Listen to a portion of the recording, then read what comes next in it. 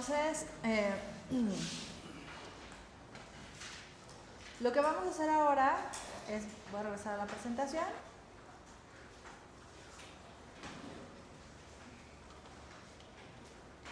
Entonces vamos a hacer este modelo de simulación con el Quads y para eso pues ya les preparé el do file, donde vienen todas las instrucciones que se tienen que hacer y seguir, que obviamente pues no van a ser las mismas para ninguna encuesta, ¿no? Cada encuesta tiene sus cosas particulares, pero la idea es ir siguiendo la lógica, ¿no? Primero pues hay que hacer un análisis de los datos con estadísticos básicos, ¿no?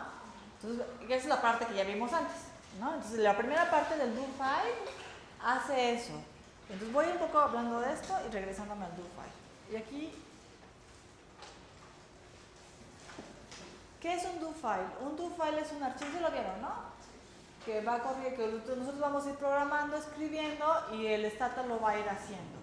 El primer punto aquí, pues, es ver qué bases vamos a usar y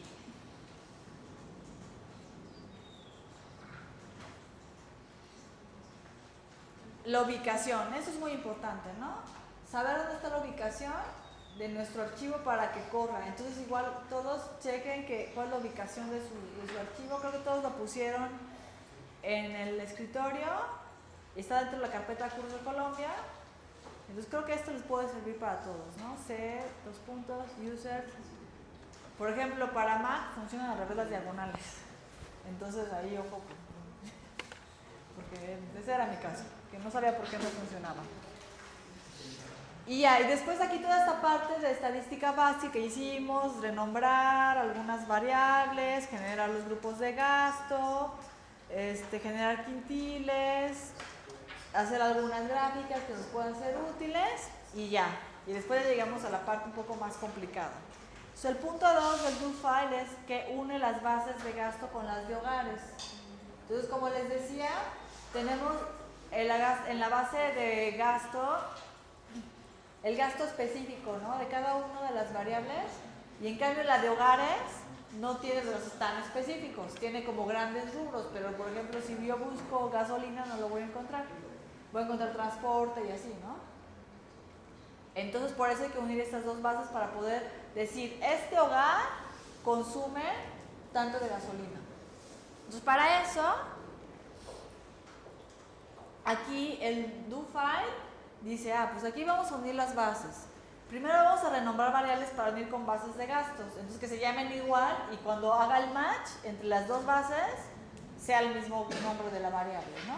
Entonces, hay que identificarla, se llama el code UF, ahora se llama UF y así, ¿no? Entonces el rename, este comando, la primera variable es cómo se llama y después cómo le vamos a poner. Se llamaba code UF y después le pusimos UF y eso aplica para todas las variables. Estas variables son las variables de identificación de los hogares, ¿no? Para que sea el mismo hogar, justamente. Y ya, y entonces, vamos a hacer esta variable con estos códigos y vamos a salvar los grandes rubros y nos vamos a quedar con una base que se va a llamar gasto total.dta. En esa base de gasto total vamos a tener estos códigos para unir la base y nada más gasto total, gasto en alimentos, o sea, como los grandes rubros. ¿Ok? Y ya vamos a quedar con esta base y listo. Después vamos a usar la otra base que es la Customize, que es donde estamos buscando los gastos específicos, ¿no? En ciertas variables. Entonces primero vamos a renombrar para que se llamen igual las mismas variables y nos vamos a buscar, por ejemplo, es la variable DT4 tot, el gasto en transporte.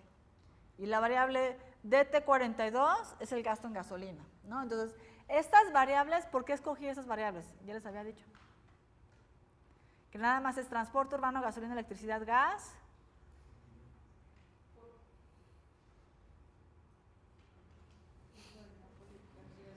Porque estamos buscando el impuesto al CO2, ¿no? Entonces, ¿qué tiene CO2? Esto.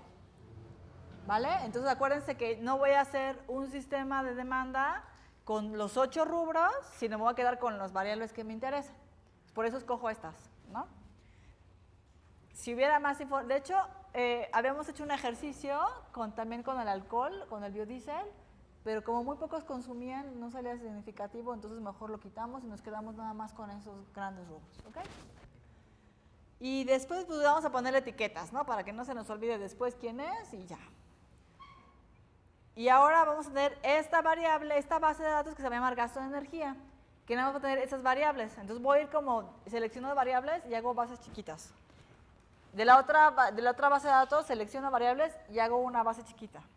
Entonces ya tengo dos bases, una que se llama gasto de energía y otra que se llama gasto total.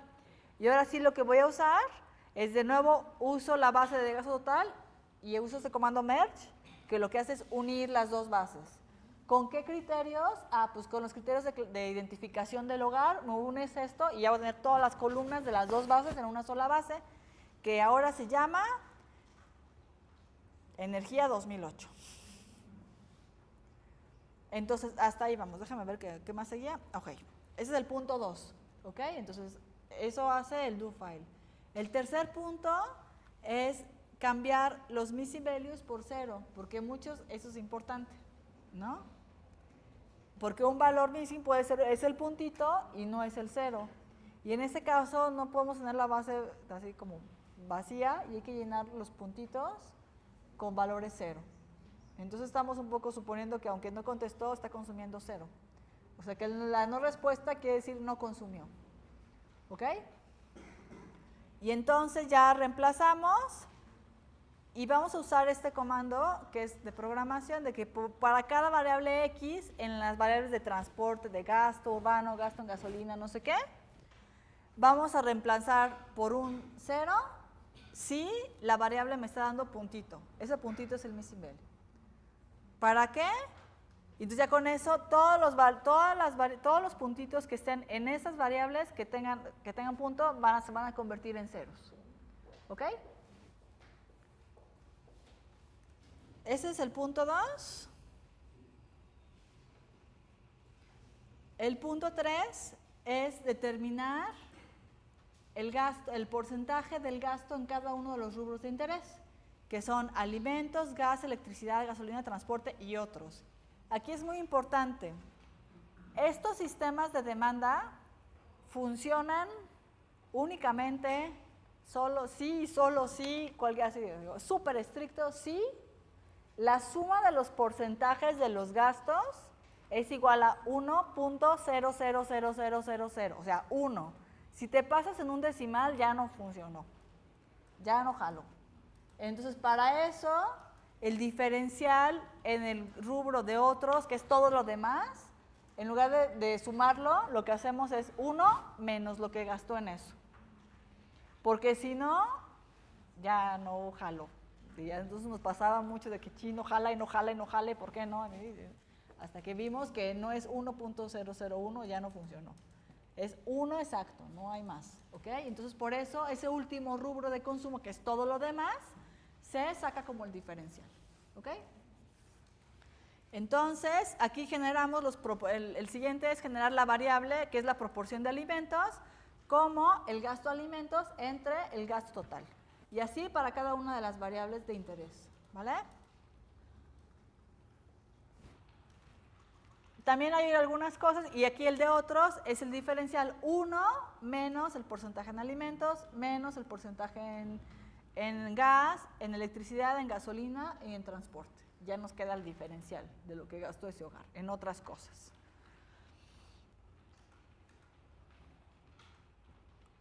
Podría ser que ese diferencial sea negativo, por las proporciones extrañas de gasto que de repente, o que la gente dice, yo gasto muchísimo en gasolina, porque hemos visto, y en realidad es más de su ingreso, entonces, o sea, ¿cómo, no? Y entonces, para eso, pues usamos porque estamos usando dos bases diferentes, ¿no? El gasto total no lo sacamos de la base del gasto individual. Entonces, cuando haces el match de las dos bases, a veces pasan cosas raras como esa. Entonces, lo que hacemos es, bueno, si la variable de proporción de gasto en otro tipo de bienes sale negativa, pues le decimos que esa sea igual a 0, ¿no? Para no generar ahí un ruido raro. La cambiamos por si es negativa, si es menos, lo que sea, le ponemos a que sea 0, ¿vale?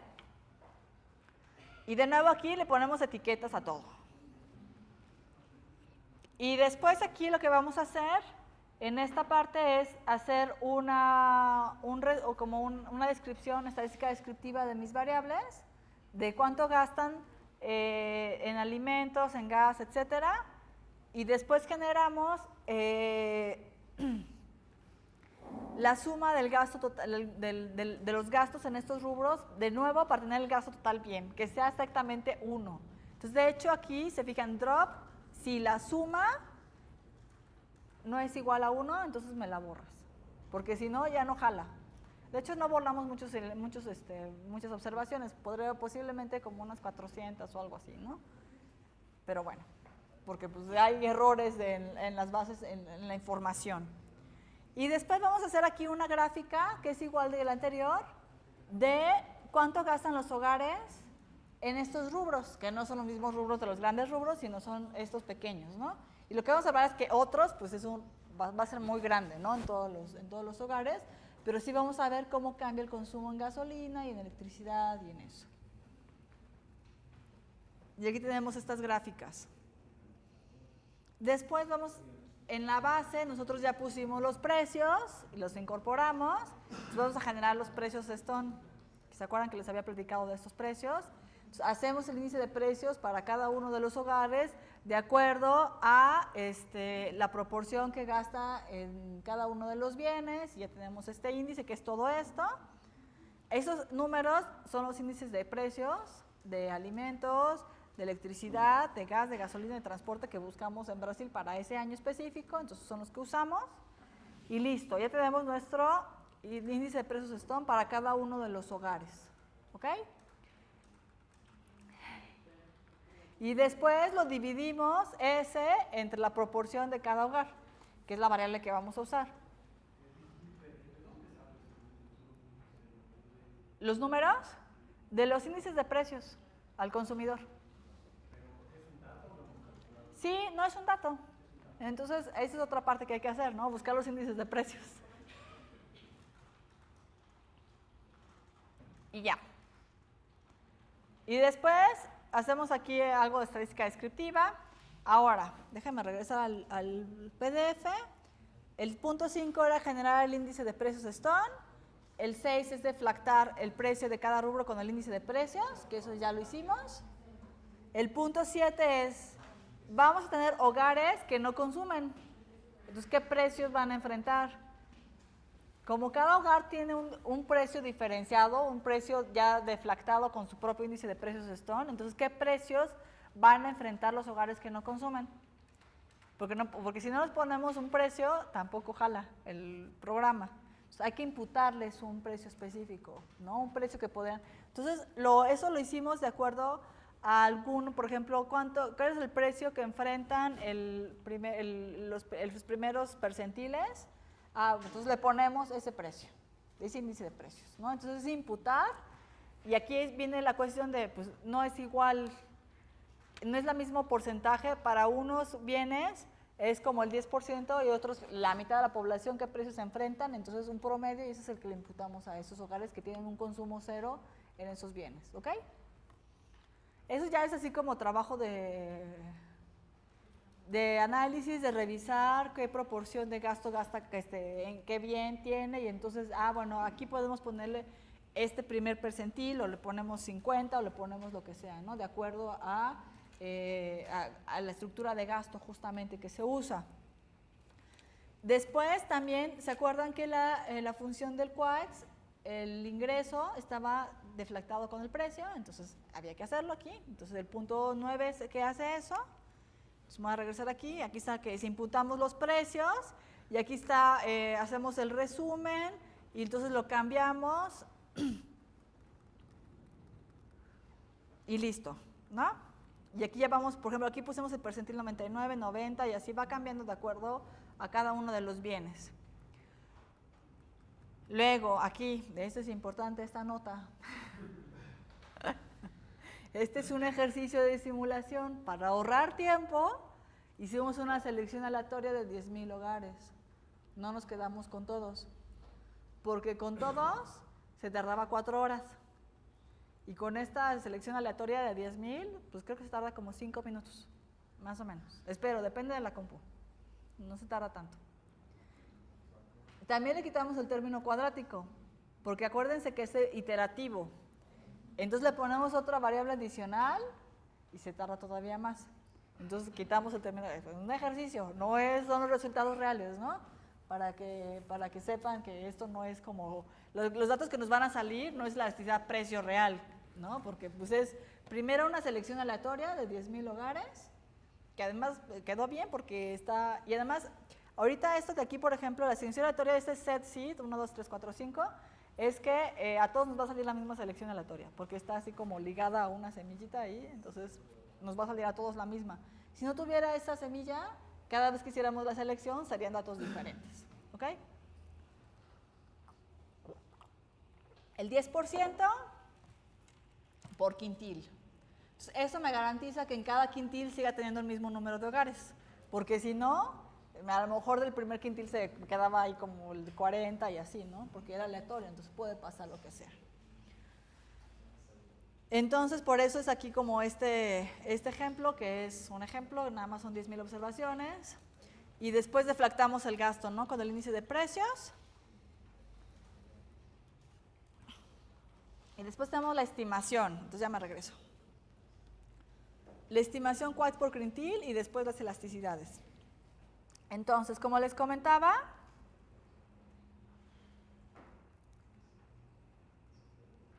esta programación la hizo este autor, Poi, en el 2012, y ahí está el artículo, ¿no? De donde está este programa, y lo que él hizo es, el comando presenta todas esas opciones, ¿no? Es QUADS, sistema de demanda cuadrático casi ideal, y la primera parte es poner las variables que van a ser las proporciones del gasto, ¿no? Que son los que vamos a analizar. Entonces, en nuestro caso es alimentos, electricidad, gasolina, gas, no sé qué.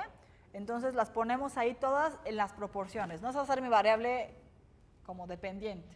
En realidad es la variable dependiente. Aquí de nuevo importante, hasta en rojito están, las proporciones tienen que sumar 1, si no, esto no jala.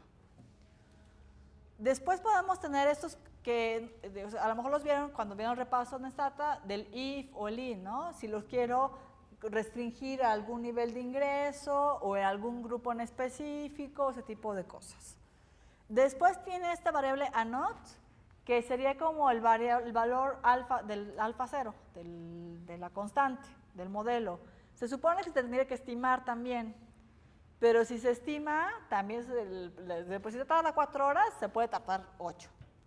Y entonces también el autor sugiere que se puede poner el logaritmo natural del ingreso. Pues ese es el que pusimos. Entonces ahí va a estar ya un valor de la NOT, que es ese, ¿no? No es uno estimado. Después tenemos el bar list de los precios, dice logaritmo o no, porque se pueden poner o todo logaritmo o sin logaritmo, ¿no?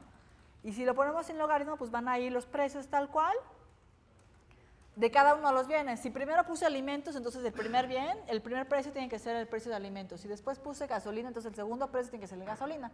¿Okay? Entonces, como ese orden es importante en las variables.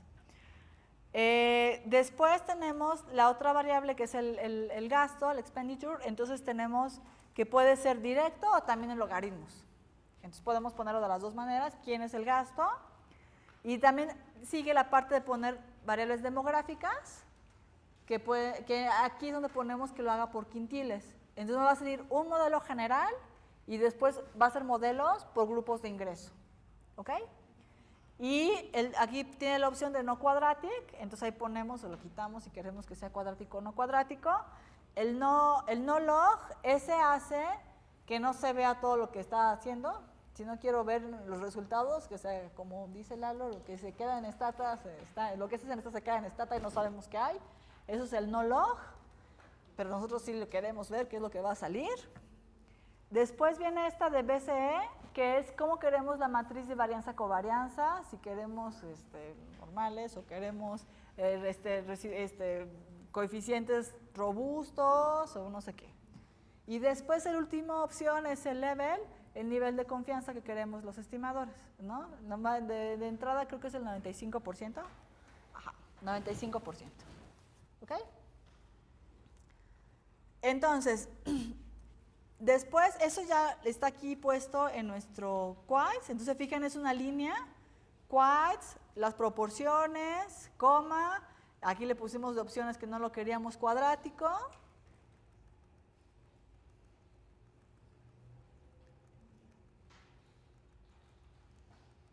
El ANOT, que es el 10 punto no sé qué, este valor del promedio, no me acuerdo justamente, pero ese es el que tiene que ser.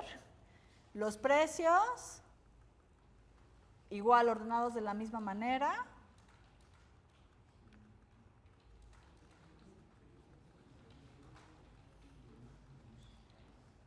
La variable de gasto, ¿cómo cuál es? Y que, dime. Uno podría poner el índice de precios como por quintil. Al final lo hace. O sea, Porque primero hace modelo general y después por quintil. Entonces va a poner los precios que enfrentan cada uno de los quintiles. no lo condiciona por el IP que uno puso para definir esa línea. Cuando definimos los precios es Ajá. entonces pusimos un índice de precios para todos los hogares. Ajá. Uno no podría poner ese índice de precios por estrato como para Colombia. Ah, pues es que es el índice de precios que genera. Sí, No estoy segura si haya, no, porque al final es el que todos enfrentamos. Y después aquí están todos los comandos para que nos saquen las elasticidades. Primero elasticidad de ingreso, y ya aquí está programado para que salgan las matrices muy bonitas. Después elasticidades precio, están elasticidades precio compensadas y no compensadas. Y listo. Eso es lo que hace este do file. ¿Ok? Entonces, pues vamos a correrlo, a ver qué pasa. Primero, chequen que el archivo porque el archivo que les di, la ubicación del archivo era la de mi compu. Decía PUE, UNAM o no sé qué diablos, ¿no? Entonces cámbielo a esa ubicación. CD, C2 puntos, diagonal users, diagonal recursos, diagonal desktop, etc. ¿Vale?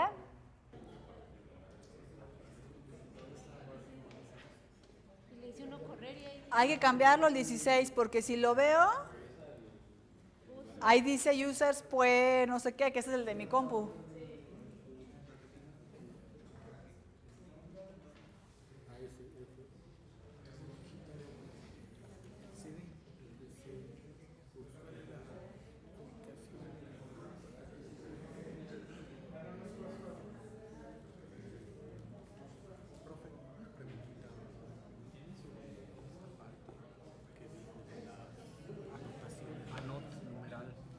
Es el lugar mismo de.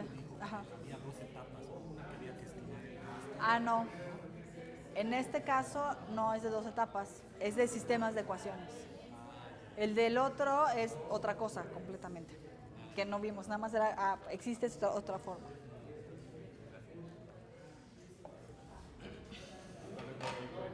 ¿No? A ver, déjame ver. ¿Me prestas tantito?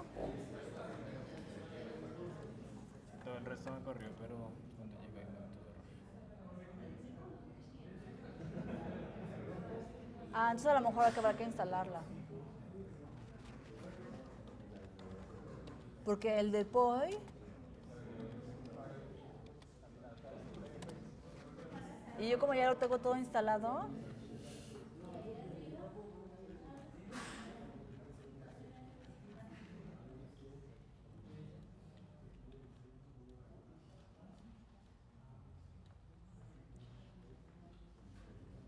pues se supone que ya está, porque está poniendo todo, ¿no? En todas las que he trabajado lo ha hecho. No sé por qué no. Es que el punto es esto, que no tiene. No.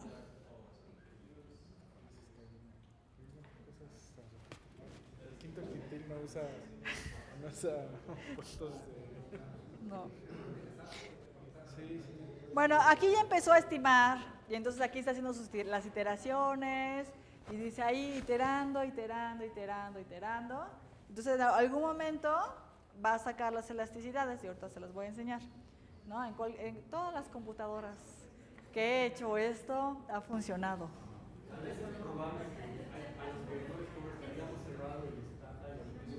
Pues alguna restricción o algo, no creo, porque al final cuando descargas el archivo, la rutina ya se queda ahí para toda la vida. Ya no es que tengas que volverla a cargar. Entonces, bueno, les cuento porque eso se tarda en iterar, ¿no? Es que así, como les decía, no es que salga la primera, se tarda un poquito porque es iterativo, entonces se tarda un poco en estimar esto. Y pues siento mucho que no lo puedan ver, ahorita les paso para que vean cómo se ven los resultados.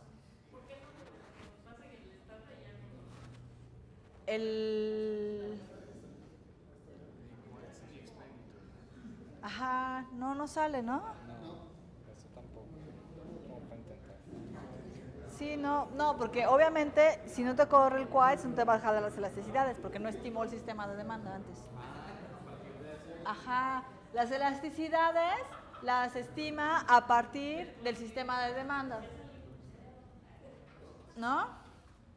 Entonces, bueno, aquí les cuento que lo está haciendo esta computadora y lo que les quiero enseñar es cómo se ve el resultado, ¿no? Entonces, esta es una selección solamente del 10% de la muestra. De hecho, no son 50,000, es el 10% de 5,000. Entonces son... Ajá, bueno, ahorita vemos cuántos hogares son. Ah, ya salió. Yay. Bueno, salió en esta, ¿no? Entonces, ¿cómo le hago para enseñarles? No se puede porque es... Ah, ya sé cómo. Como puedo, paso como un PowerPoint y lo copio y lo pego. Denme 2 minutos para que vean qué es lo que sale un poco.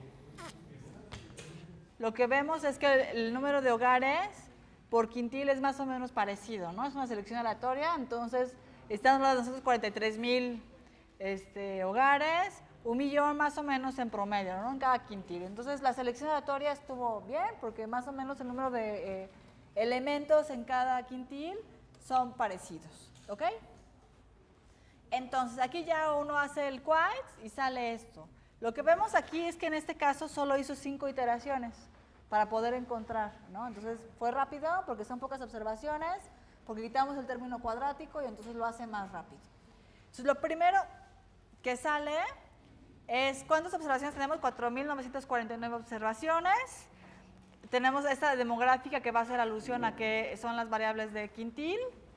Y el alfa 0, que nosotros de entrada lo determinamos, dijimos que era 10.30, que es el logaritmo natural del ingreso promedio, no sé qué. Y entonces empieza la primera parte que sale, no puse todas todo el resultado, pero un poco lo que saca la primera parte es justo esta, que es el Quites, ¿no? Los coeficientes alfa, los coeficientes beta de ese sistema de ecuaciones, ¿vale? Entonces aquí lo que vemos es que todos son significativos y los coeficientes positivos, negativos, el gamma, etcétera. Entonces todo lo que estaba en la ecuación, eso es lo que saca la primera parte. Ya después, digo, bueno, ya tengo eso, y no es mucho más que eso, ¿no? Ahora nada más pegué como un cachito, pero tiene mucho más resultado. Después lo que hace es estimar las elasticidades. Y primero las elasticidades de ingreso, y aquí están el E1, el E6, es de alimentos, gasolina, electricidad, bla, bla, bla, bla, y así hasta otros. Entonces, es elasticidad de ingreso y entonces de entrada podemos decir, híjole, hay un coeficiente ahí bastante horrible, pero pues, habría que corregirlo de alguna otra manera. De entrada lo que vemos es que hay un coeficiente de 3.43 de elasticidad de ingreso que es altísimo, que según yo creo que es para electricidad el 6, es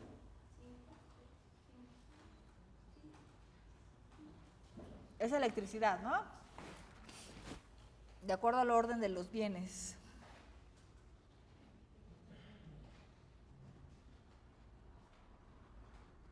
Uno, dos, tres, cuatro. Ah, es transporte. Y entonces, primero vamos a sacar, nos da elasticidades ingreso por todos. ¿Ok?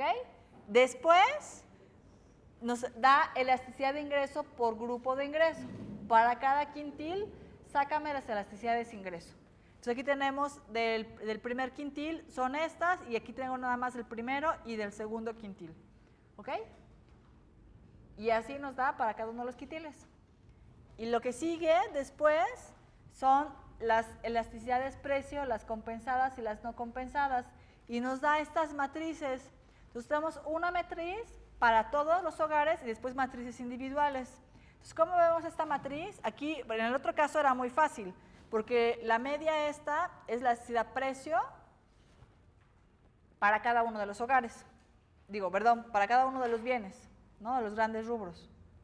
Entonces, ahí directamente está la interpretación. La elasticidad precio es una matriz de elasticidades precio. En la diagonal principal tendremos la elasticidad precio del bien con el bien. Y después los demás son las elasticidades cruzadas. ¿Ok? Y ya. Esto es lo que nos da las dadas compensadas, y nada más fue lo que copié. No podría haber copiado más. Y esto también lo tenemos por grupo de ingreso. ¿Vale? Entonces, ya que tenemos esto, lo que tenemos que hacer después es la simulación, porque ahorita nada más hemos sacado elasticidades. Entonces, ¿cómo lo hacemos? Les pasé un Excel y lo vamos a hacer, bueno, aquí están los de las elasticidades. Vamos a hacer un ejemplo con un impuesto de $10. La verdad es que no lo van a poder hacer porque no tienen las elasticidades, van a tener que ver todo aquí. ¿Qué? Son muchos. Son muchos números, pero podemos copiarlos. Ajá. Acuérdense que estos no son datos reales, es un ejemplo, es... Sí. Ahí tenemos un valor de 3 puntos y algo. Esta, elasticidad de ingreso. Ajá. Lo que es la definición estándar, nos muestra que hay bastante variabilidad, ¿no es cierto? Donde probablemente hay que usar los datos. Seguramente eso es lo que... O sea, porque una parte es esta primera estimación y después hay que ir quitando cosas. Ir haciendo como... Por ejemplo, si alguien que te dice que gasta en transporte el 90% de su ingreso, puede ser que esté generando mucho sesgo. O sea, a veces hay que ir limpiando y quitando esos valores extremos. O alguien que te dice que no gasta en alimentos, tampoco hace mucho sentido. Entonces vamos a ir, normalmente, digo, este es un ejemplo así con la base bruta como viene, sin hacer una limpieza, pero normalmente hay que tratar los datos con más cuidado que esto. ¿Ok? Si voy a eliminando algunos datos, voy a generar algunos vacíos. ¿Cómo voy reemplazando estos vacíos?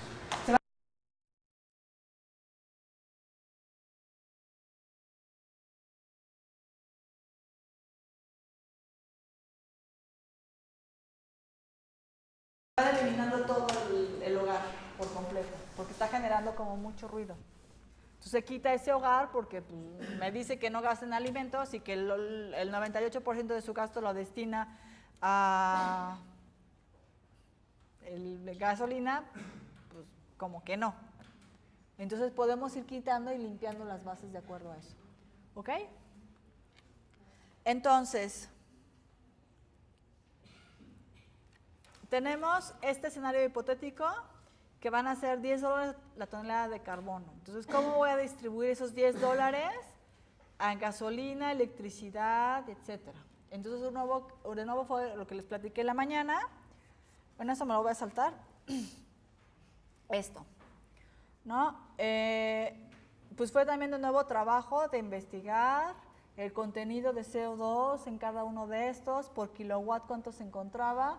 Había diferentes fuentes, diferentes cantidades, y entonces pues tratamos de ver la fuente más confiable, la que venía, por ejemplo, en electricidad me recuerdo que había varios, y entonces la idea fue pues, buscar el que tuviera, como fuera más certero, o que tuviera más confiabilidad, o a veces hicimos promedios y así. Entonces eso también, esta parte también es complicada, ¿no? Identificar el contenido de CO2 por unidad, que se fijan que es la última columna.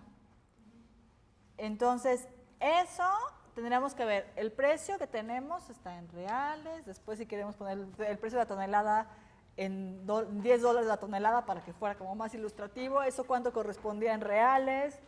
La encuesta era más vieja. Entonces, todo este tipo de cosas se tiene que ir ajustando con valores a niveles de precios constantes, etcétera. Y en cuánto equivaldría el impuesto a cada una de estas unidades. Entonces, por ejemplo, para la gasolina, el gas doméstico por kilogramo, el impuesto sería de 0.02 centavos por kilogramo. Para la electricidad sería de 0.0029 por kilowatt y de gasolina sería 0.01 por litro de gasolina, ¿ok? En términos ya de dólares.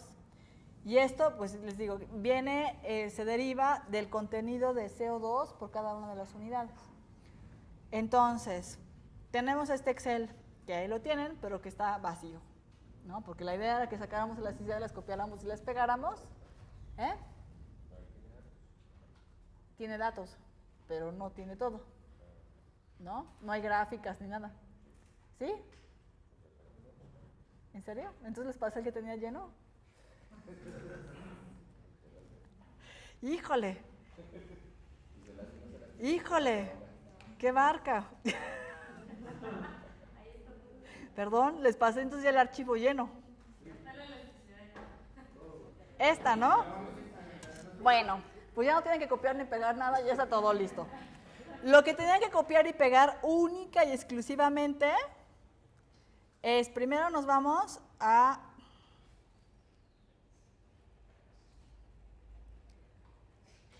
elasticidad de ingreso, sí, ya está todo.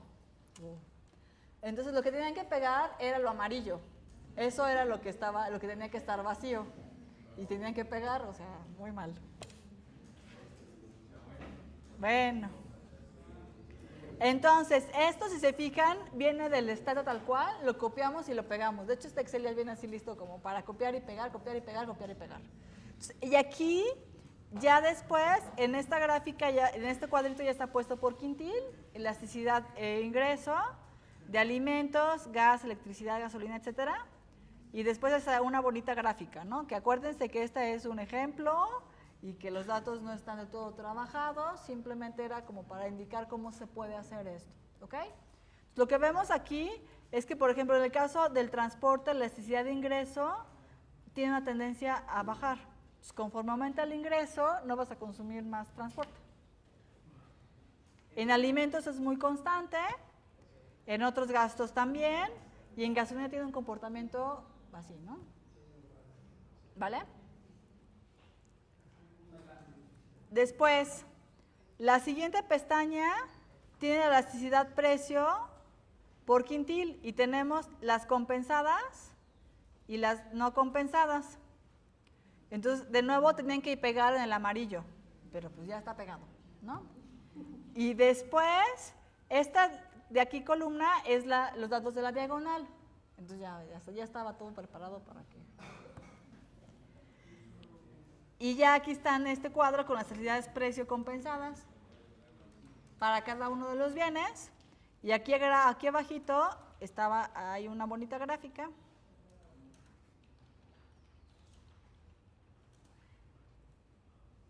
Ahí me estoy yendo para el otro lado. Esta. ¿No?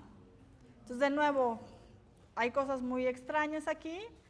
Y lo que vemos es que la elasticidad precio es mayor, por ejemplo, para el gas, ¿no?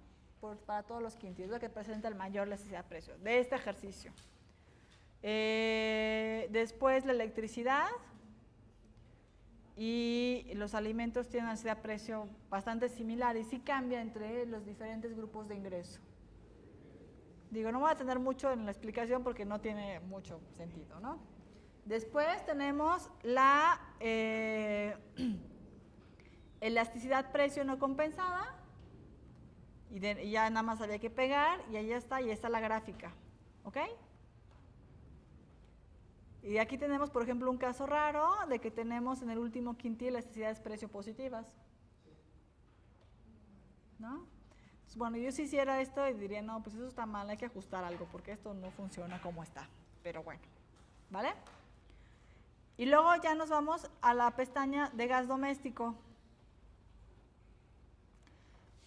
En la pestaña de gas doméstico teníamos que poner primero aquí abajo, hay este cuadrito, porque donde tenemos el número de hogares y el ingreso promedio de los hogares, que lo vamos a necesitar para sacar la variación compensatoria.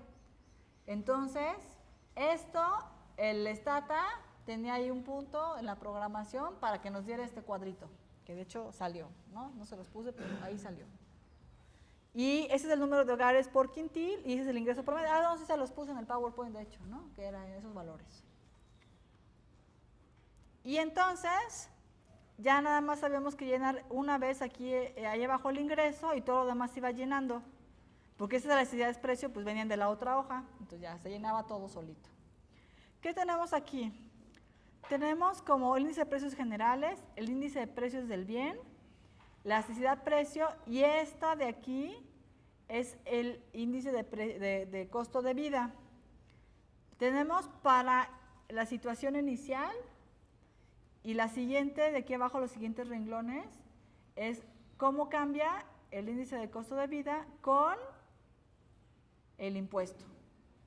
Y entonces aquí abajo ya sacamos la variación compensatoria, que es la diferencia entre este índice de costo de vida con impuesto menos impuesto.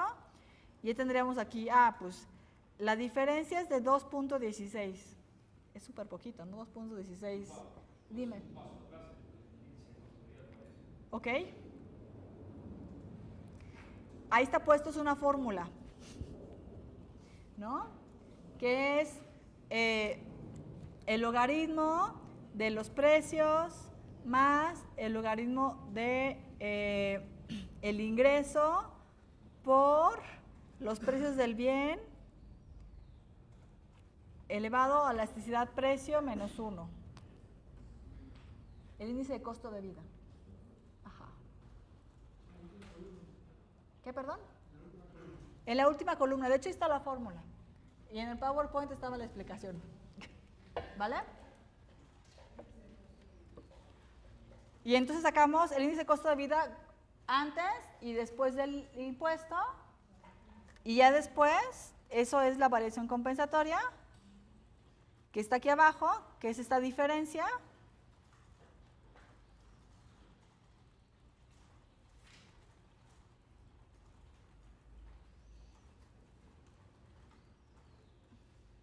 Después vamos a tener el ingreso inicial y después esta pérdida de bienestar, que es la variación compensatoria, la multiplicamos por el ingreso promedio, el inicial. Esa es la pérdida del bienestar. Después lo multiplicamos por los hogares y con eso tenemos la pérdida de bienestar agregada.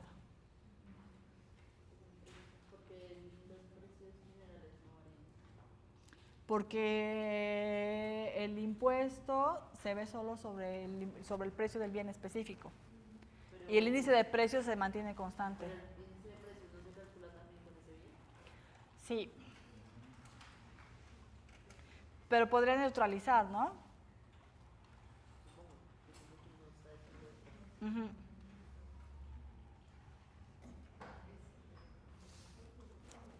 Sí, sería cuestión de revisarlo, pero en principio así se hace. ¿Vale? Y ya tenemos aquí cuánto se va a perder en el bienestar por ese impuesto. Y después la parte de aquí abajo es la disminución de emisiones. Entonces, ¿cuánto podría de reducirse de emisiones? ¿No? Entonces, aquí lo importante es ver que en este Excel los índices de precio, las ideas de precio es diferente para cada quintil de ingreso de acuerdo a su comportamiento. ¿Ok? Que eso es, digamos, lo que hace esta simulación importante, porque estamos considerando cómo reaccionan los diferentes grupos de ingreso a un cambio en el precio. ¿Ok? Y lo de abajo es todo, también la parte de cómo se calcula la reducción de emisiones, es un poco ¿cómo les digo? Pues al final, de nuevo no tenemos cantidades, solo tenemos cuánto gastan en agregado. Entonces yo tengo que decir, si gastan en gasolina 100,000, lo divido entre el precio y va a ser tanto, ¿no? Y después cuando tengan un precio mayor y no sé qué, entonces en lugar de tener tanto, como ya impusimos la pérdida del bienestar, van a tener menos y eso en litros de gasolina es tanto y entonces en emisiones equivaldría a eso. ¿Ok? ¿Sí? Es nada más cuestiones aritméticas de ver con las concentraciones de CO2 en cada litro y entonces si dejaron de consumir 200 litros por el contenido de carbono, entonces eso se transforma en tantas toneladas de CO2, ¿no? Eso es así como, se ve como, es bastante complicado porque no es así tan obvio de cuánto tiene el de emisiones y cuánto cuesta la gasolina y entonces le quito y le pongo. O sea, esta es como una versión bastante simple, ¿no? de este modelo, ¿vale? Y entonces, ahí tendríamos cuántos podrían ser las emisiones. Y esto aplica para cada uno de los bienes, gas doméstico, electricidad, que ya está todo lleno, tienen lo mismo en cada hoja, y finalmente gasolina. Y el concentrado, aquí tiene todos los costos de los impuestos, más bien aquí es cuánto se perdería en el bienestar por hogar, agregado por quintil en términos porcentuales y las emisiones por quintil, ¿no? Y todo eso está graficado de acuerdo a la información que se sacó de las otras hojas. El concentrado. La primera parte es la pérdida del bienestar de cada uno de los hogares por quintil, ¿no? Digo, de los hogares por quintil. Dice decil, pero son quintiles, del 1 al quinto. Y el total, para cada uno de los bienes, electricidad, gas, etcétera, y después lo sumamos, ¿vale? Después, ya es el expandido con los hogares. Exactamente. Después, el agregado, ya cuando lo multiplicamos por todos los hogares que hay en cada quintil, entonces, me da esto en términos monetarios. Después, ¿qué costo de esa pérdida del bienestar en relación a mi ingreso de cada quintil, al ingreso del hogar de ese quintil, es esa pérdida del bienestar? Por ejemplo, en este caso, para gas doméstico, en el primer quintil sería 2.2% de su ingreso. Mientras que para el quinto quintil, pues, acuérdense que esto está todo muy raro porque dice que es 0, ¿no? Y ya aquí viendo el agregado, relativo a su gasto, todos los impuestos serían un 6.3% de pérdida de su bienestar de los hogares, del primer quintil, y 1.3%. Sin embargo, cuando lo vemos en términos monetarios, los que tienen mayores pérdidas monetarias son los de los últimos quintiles porque pagan más de acuerdo a la cantidad de dinero, pero relativo a su ingreso, a su proporción de gasto, es menor. Y finalmente, ¿quiénes son los que ayudan a reducir más emisiones? Los que consumen más, los del último quintil, ¿no? En este caso, en este ejemplo. Y eso está todo graficado en estas gráficas de aquí al lado. Y aquí abajo, ¿eso cuánto correspondería? Por ejemplo, las emisiones de CO2 de Brasil fueron aproximadamente 1.200.000 no sé qué. Entonces, las reducciones equivaldrían al 0.5% anual, ¿no? De reducción de emisiones por este impuesto. Y en términos de PIB, la pérdida del bienestar equivaldría al 0.1%. Ahora, aquí arriba también podemos moverle. Aquí el impuesto está fijado a $10 por tonelada. Y entonces, ¿qué incremento de ese $10 significa en el precio del gas doméstico, de electricidad y gasolina? 1.93, 1.39 y 2.21 respectivamente. Pero yo puedo poner, por ejemplo, un impuesto como un país nórdico, 150. Entonces todo cambia, ¿no? Ahí vemos cuánto representaría de incremento en los precios, 30%, 29%. Cuánta pérdida del bienestar, que antes equivaldría al 1% del PIB, y ahora es 1.3. Cuánta reducción de emisiones, lograríamos 4.3 anuales, ¿no? Pero claro, estamos hablando de algo hipotético, muy hipotético.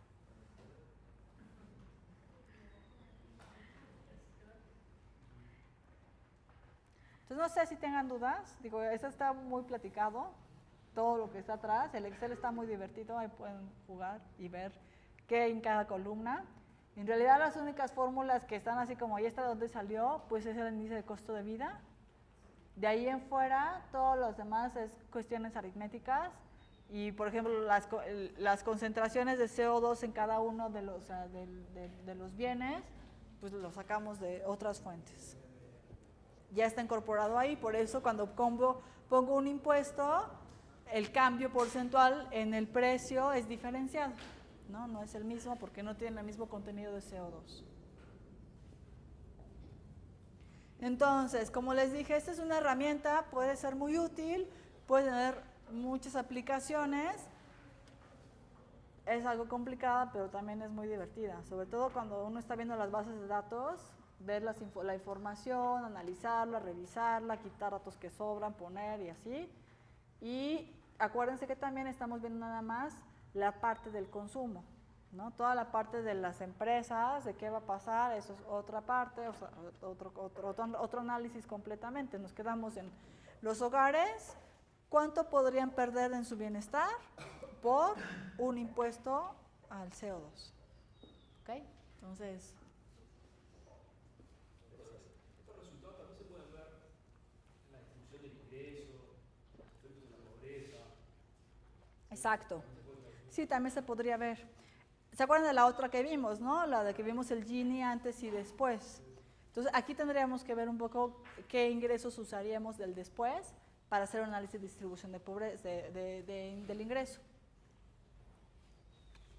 Se puede mezclar todo, ¿no? De hecho, incluso debería ser capaz en algún momento de este efecto que se ve de les cuesta más a los ricos que a los pobres compensar por la parte de los ricos a los pobres, ¿no?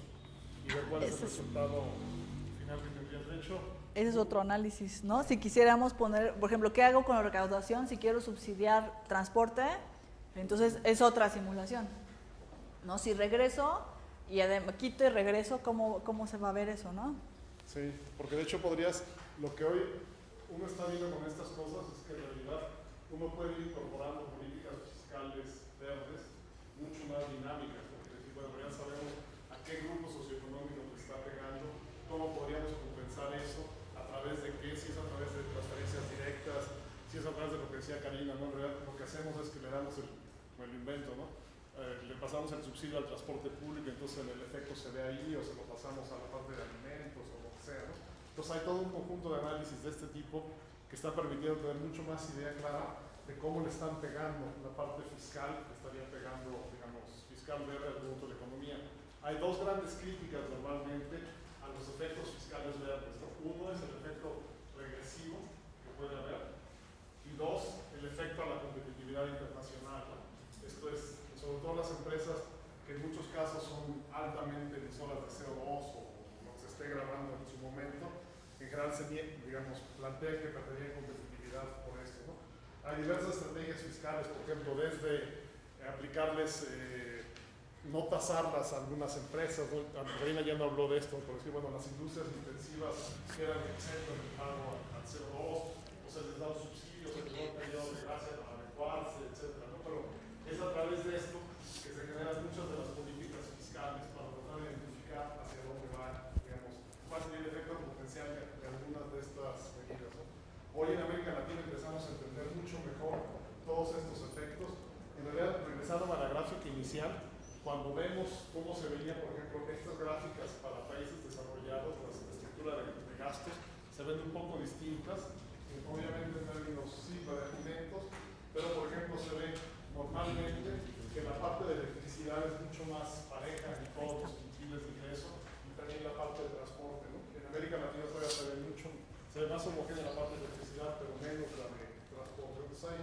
se deja ver todas las oportunidades que hay, etc. Quizá lo que haríamos ahora, entiendo que va a haber un tráfico horrible, entonces salir un poquitito antes para, bueno, que todo el mundo alcance a ver esto.